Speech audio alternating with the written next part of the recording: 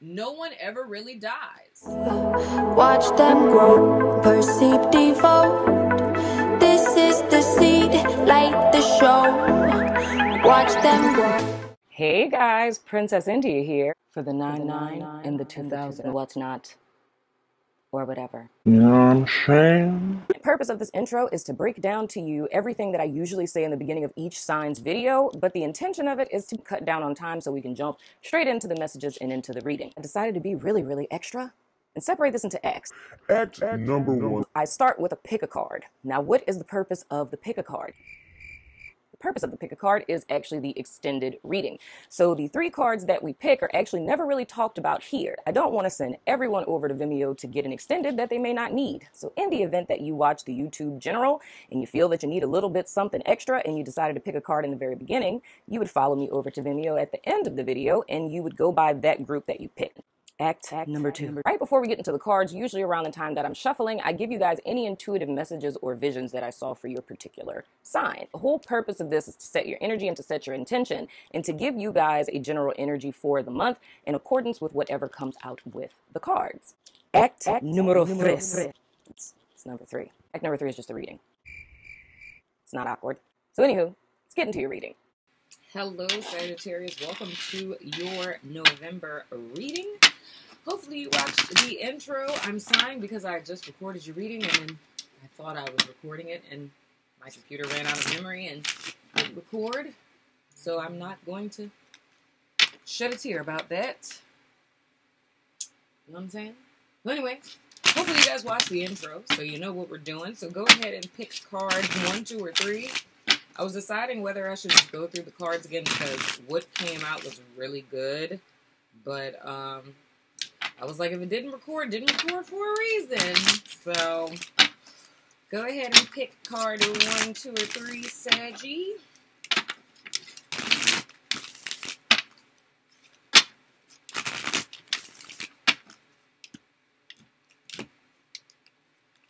Alright. Okay.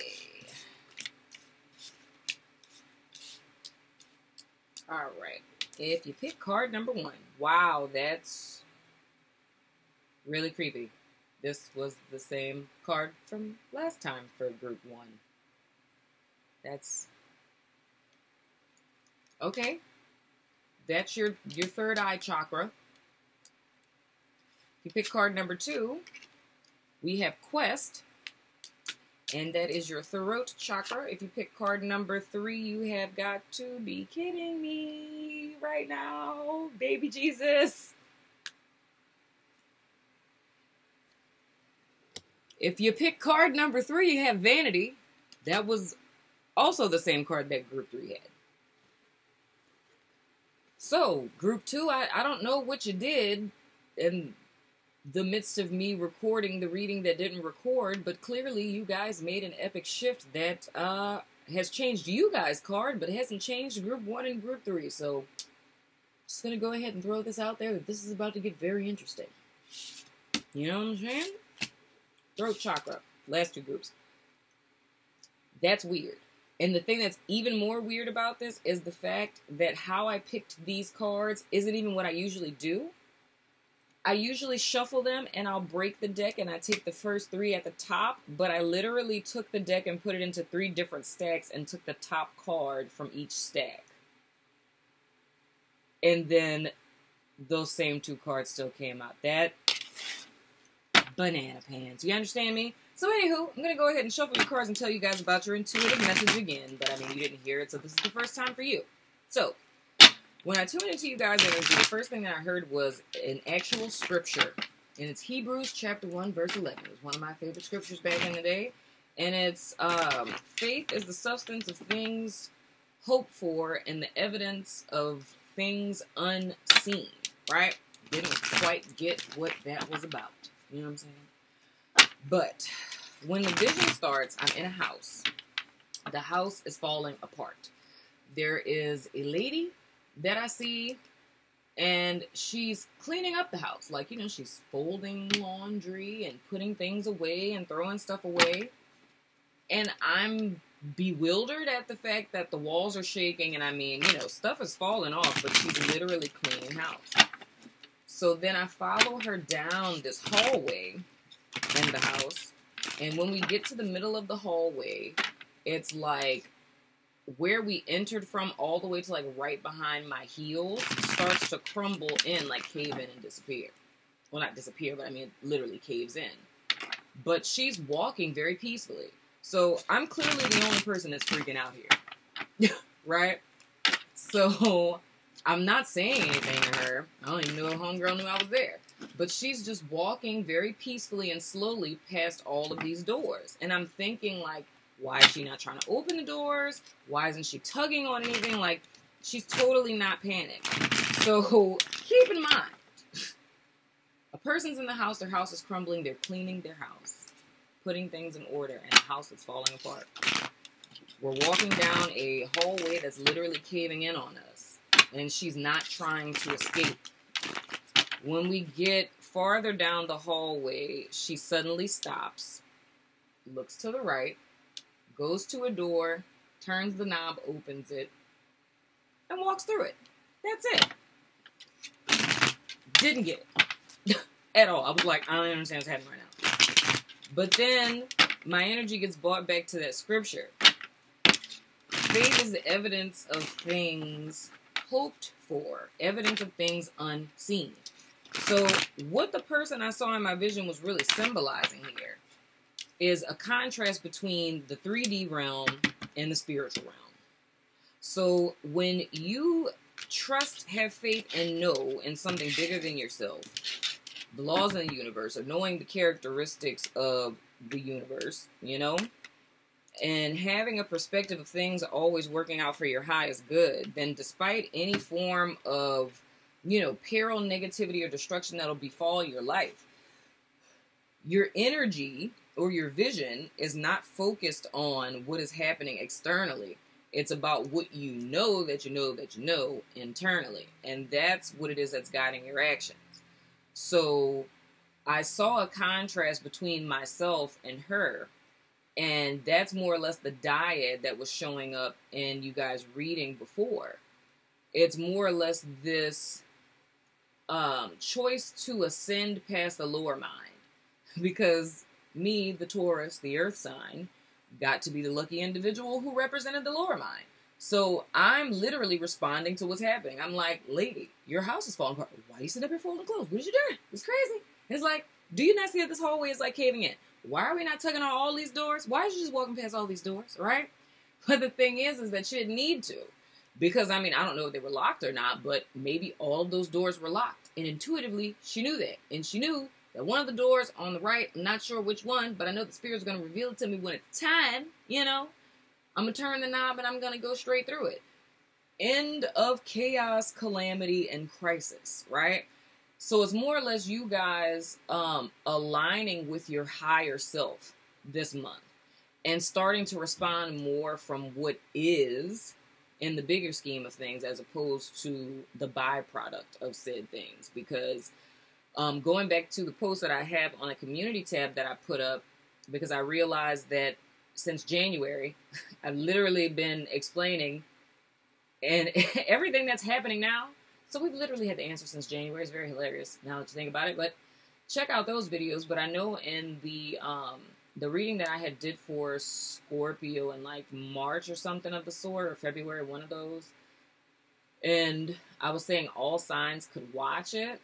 I was saying something along those lines of how everything in this reality, the 3D realm, is in the process of dying or it's already dead.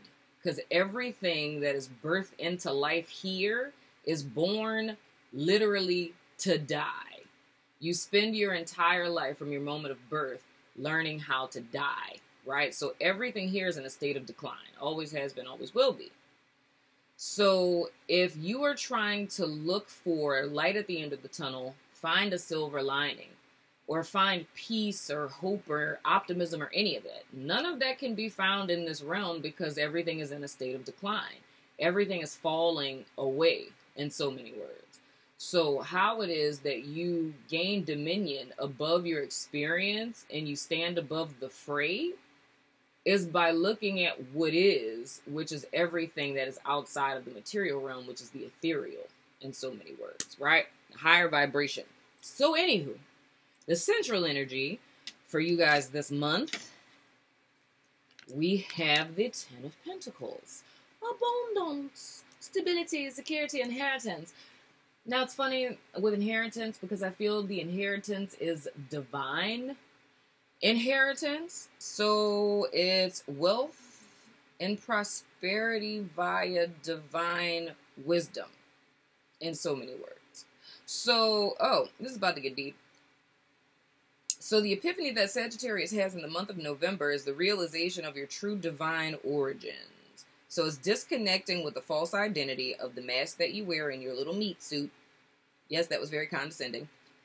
In your little meat suit, and it's re-identifying with your truth, like who it is that you really are, right?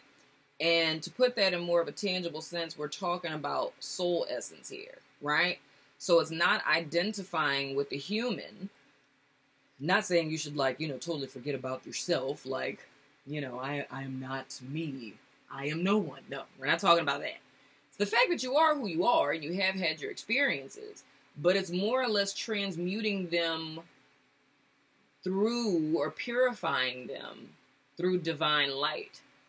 So you are still who you are, but a transfigured version of yourself, which is the word that has been coming up a lot in all of the readings this month, is really what we're talking about. So it's,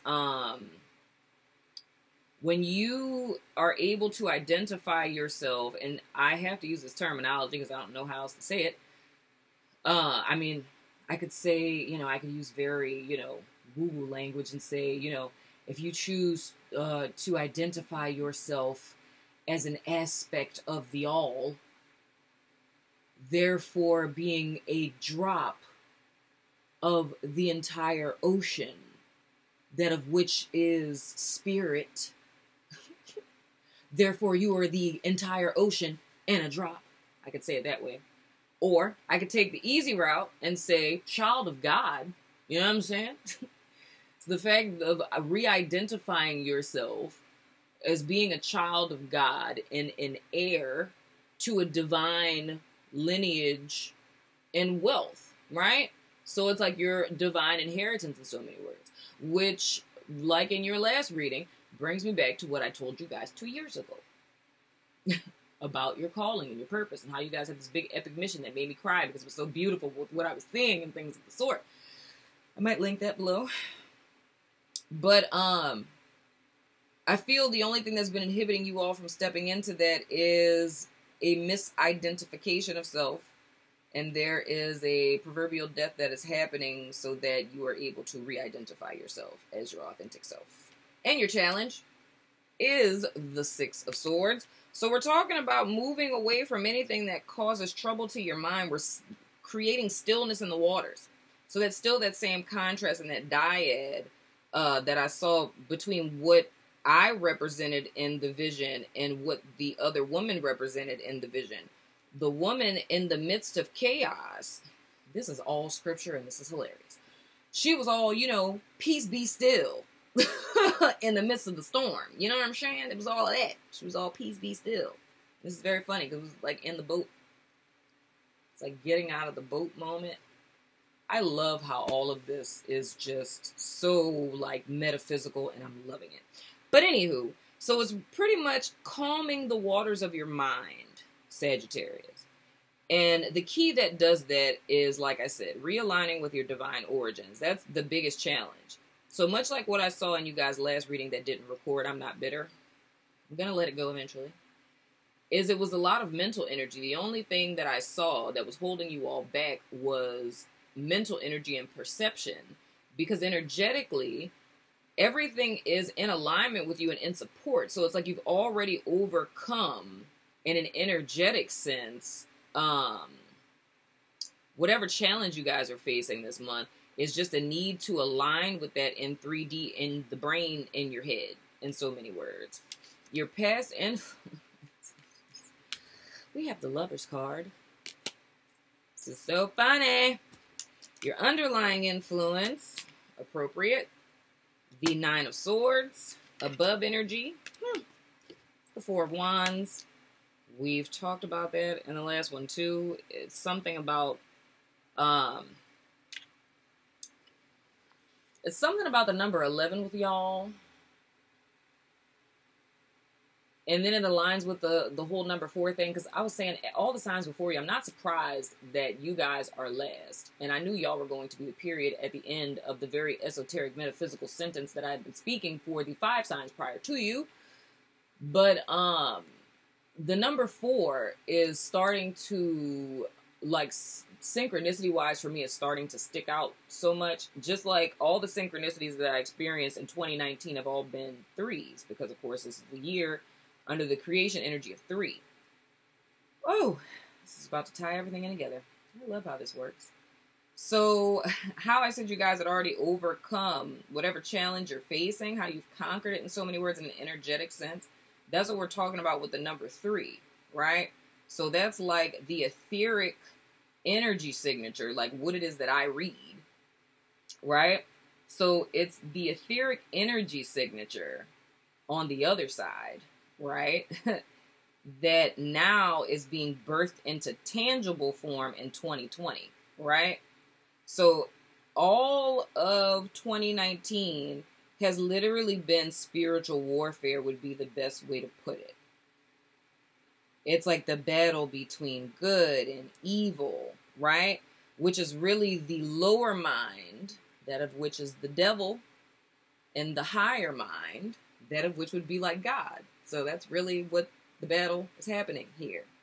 And very much what the Lover's card is representative of. So the way that this battle ends, the way that the year number 3 ends, is in the fact that what I talked about in January, when you guys rewatch that, the solution has been hiding in plain sight. And it's the fact that the illusion was the divide, the thought that one needs to choose this or that, up or down, good or evil, left or right, black, white, girl, boy, however many dyads you want to list. But the epic realization is the fact that there is an entirely different path other than the two. So the crossroads has always been an illusion, in so many words. And both sides are the lesser of two evils, in a sense. It's two sides of the same coin. So, like, they were both the wrong choice. But the third choice is, again, going back to my vision, what it is I saw that woman doing, which is walking by faith and not by sight. So it was never about this or that in 3D, because, you know, the 3D physical realm is separated into the dyad. It's, you know, one or the other. But when you birth spirit into the dyad, which is what has happened, because what we're doing is, or even how I spoke about during Scorpio season, is one of the posts I put up. What was that? It was around Halloween or something. And I was talking about how the biggest epic shock to a lot of people is not that you're going through a process of death, is that you're already dead.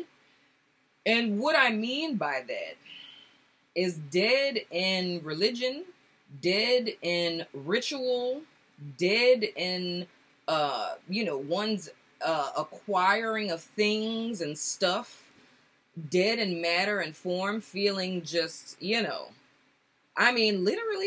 dead inside in so many words. Not saying that everyone feels that way, but it's just giving that as an example. It's like the death is in the fact that the secret ingredient, the life-giving element, that of which is spirit, has been removed from so many things. And it's a resurgence. So it's more or less like an impregnation of this spiritual essence. And its manifestation is more or less that divine feminine energy that's coming in to create the balance, right? Because if you think about sitting on a 3-legged chair, it's like you're going to be wobbling in so many words. It's going back to what I was saying months ago about toxic masculinity. And again, that goes back to the dyad. When we're talking about toxic masculinity, we're not talking about masculinity within itself being toxic or even men being toxic. It's just the fact we're talking about an energy that's distorted.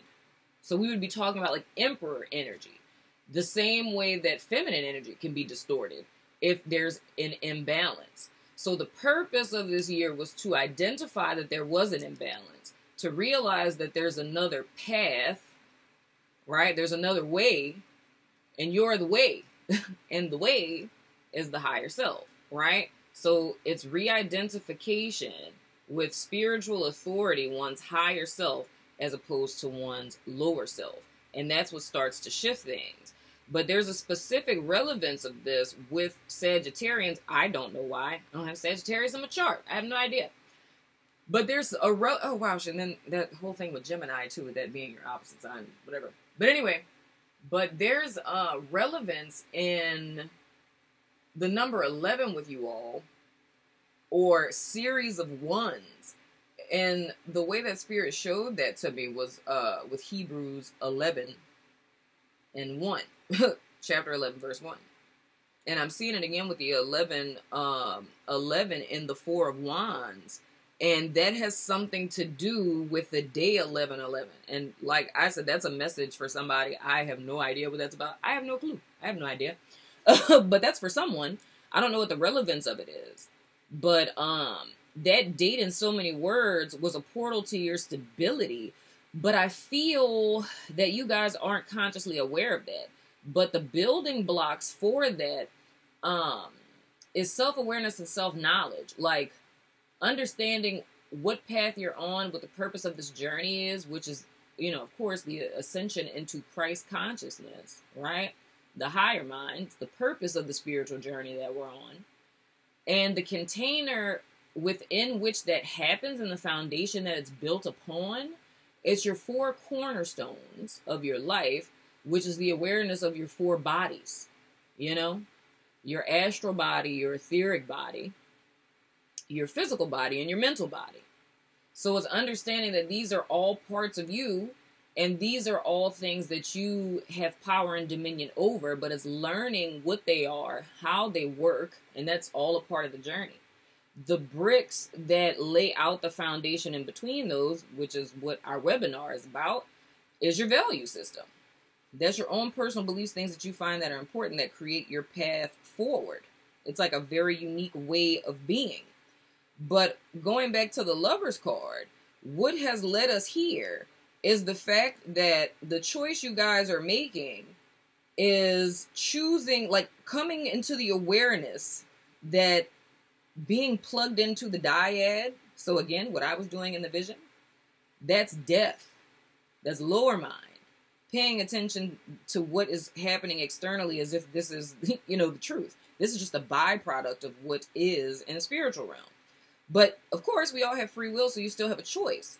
So the choice in the Lover's card for Sagittarius is not so much, I mean, representative symbolically, we're talking about head or heart decision. But we're really talking about, do I want to stay plugged into death? Right? Like, and I keep using this term. I've been using it all month. Dead religion. It's like the rituals devoid of God. You know what I mean? Just law, devoid of rhyme or reason, you know? It not being inspired by purpose or meaning. Do I want to stay a prisoner to that? Chained to the devil, so to speak? Or do I want to elect to align with truth, which would be, in reference with this card, it would be the tree that's the knowledge of good and evil being the dyad, or the tree of life, right? So it's a choice to either plug out of the tree of the knowledge of good and evil, proverbially speaking, and plug into the tree of life. And understanding that, like, death is not a real thing. There's nothing really to fear, you know, because you're eternal. It's just a re-identification. Or what NERD means, shout out to Pharrell. If Pharrell would ever watch this, would never happen. Anyway, no one ever really dies. Because we don't. You know what I'm saying? We've just been living the same day. Like, you're born one day and you live that same day until you die, you know, because we're the ones that created like time and all this kind of stuff. But anyway, that's neither here nor there. We're not going to get too deep with this. But that's the whole, Spirit, you never cease to amaze you, girl. You know what I'm saying, and whatnot or whatever? I'm just saying. Going forward, your last card on this side is the Chariot card. That's exactly what I'm talking about. It's the re-identification with your higher self. So it's transcending the limits of your lower brain and your humanity and understanding that you are so much more than what you think you are. You are the thing that thinks your thoughts, the ever-present observer, the guru that looks at you in the mirror through your eyes. You know what I'm saying? Stuff like that. But it's funny because this was in the challenge position in you guys' last reading that didn't record. No, I'm not bitter. And then it came out as you guys major arcana for the month with the dice that have no name. So that's dope. But that's what we're talking about, Sag. November for you all is all about mastering your mind and is allowing your soul to take its rightful place as an authority in your life. You know? It's splitting yet uniting your identity. It's like you're so much more than you think you are. So it's really battling the proverbial devil that's kept you in bondage and has lied to you your entire life. Which is, I said that a few days ago. The Matrix is the prison of the lower mind. You know? Therefore, all of us are born into bondage. So if you look at the contrast between the lovers and the devil, the light and the dark side of this imagery here, we're born into bondage. We're born into the devil card, you know? But we think that that is life, you know? Until we know that it's not, you know? What I'm saying? And whatnot. Or whatever. I hope that makes sense. So we're going to go ahead and throw the dice of resonance. If you have a yes or no question, you can ask it now. You know what I'm saying? This is so wonderful. All right. Answer to your question is yes. In a few weeks, we have Crush, we have Rising, we have Aries, and we have Scorpio. Y'all should definitely watch that. Y'all may want to watch Scorpio. I mean, not Scorpio. I mean, maybe you do. I mean, these are both the two signs. Aries ushering in this whole earthquake, and wow, yeah. Aries is the what is it? Aries is like the of the 4 horsemen that Aquarius initiated. This is so funny to me, y'all. That just this whole imagery is just like, it's hilarious to me on the inside.